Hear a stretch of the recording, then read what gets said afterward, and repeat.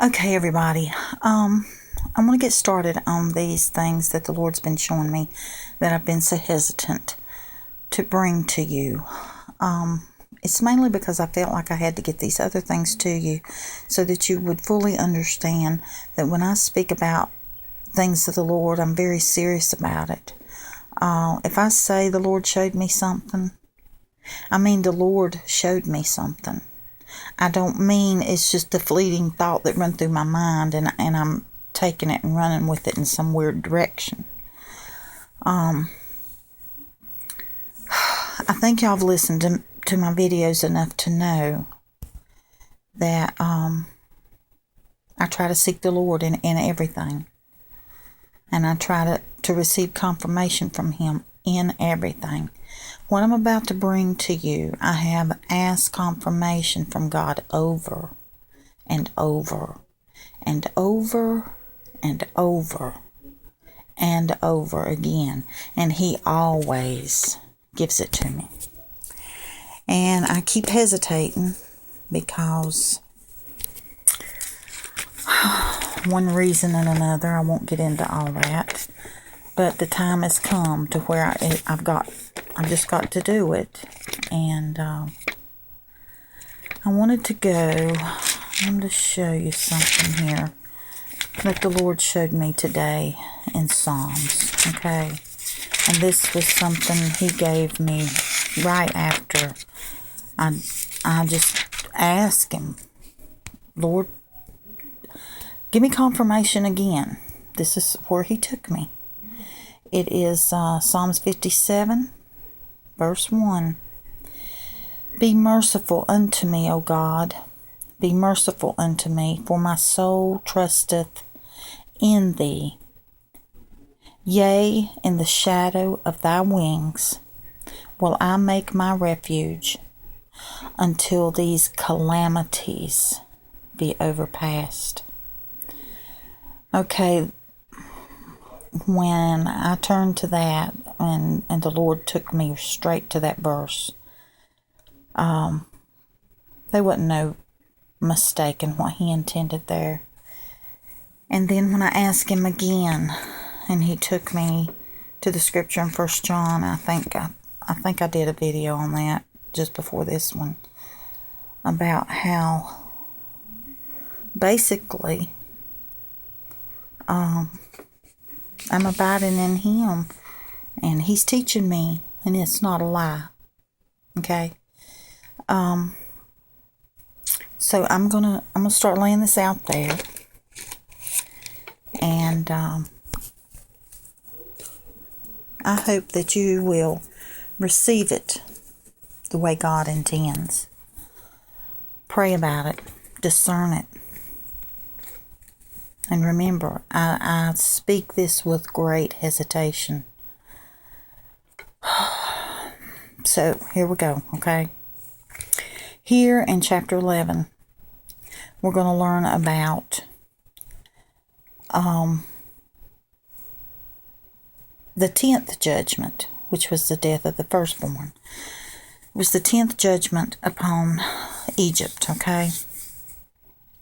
We've already looked at, and see, you need to remember, the Lord took me straight to this here to start teaching out of. Why? I think it's obvious. I didn't really understand how obvious it was until all these many videos later and things I'm hearing other people put out.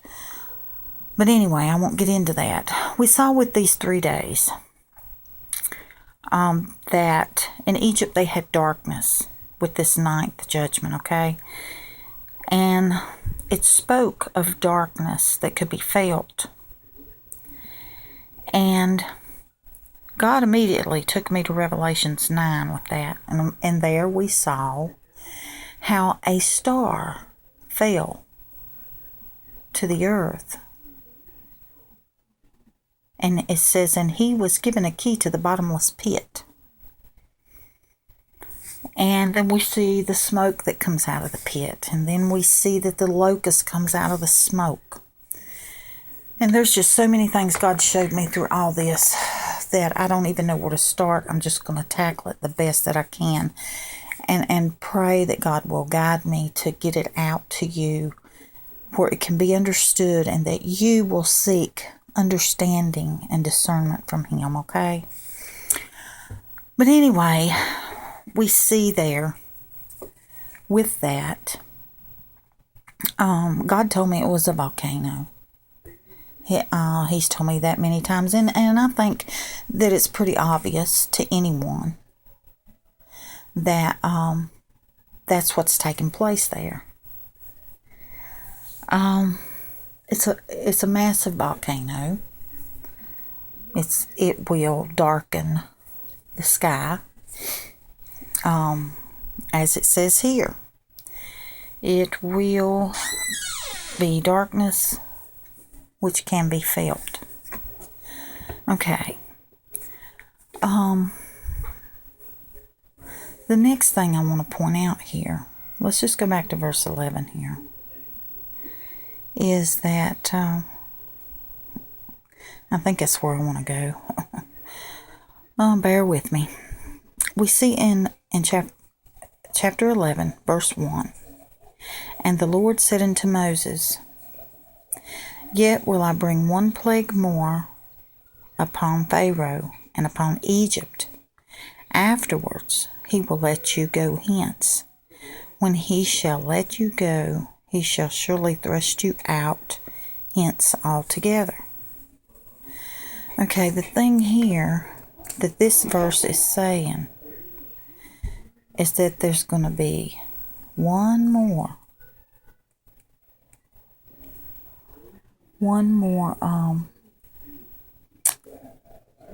warning.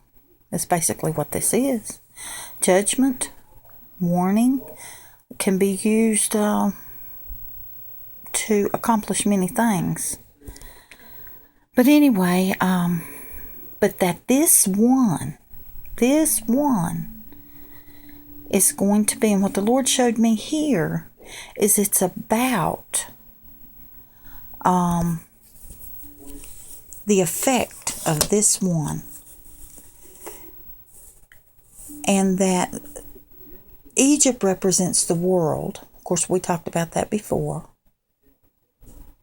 And afterward, the world, here it says, let's see, shall let you go. So what we're looking at here is an event where the world loses its grip on you. It loses its hold on you. And that's what the Lord showed me in this verse here. So what God is fixing to do, He is fixing to bring about, or allow circumstances to play out. That's what I should be saying here. That will create a situation where people have to let go of the world.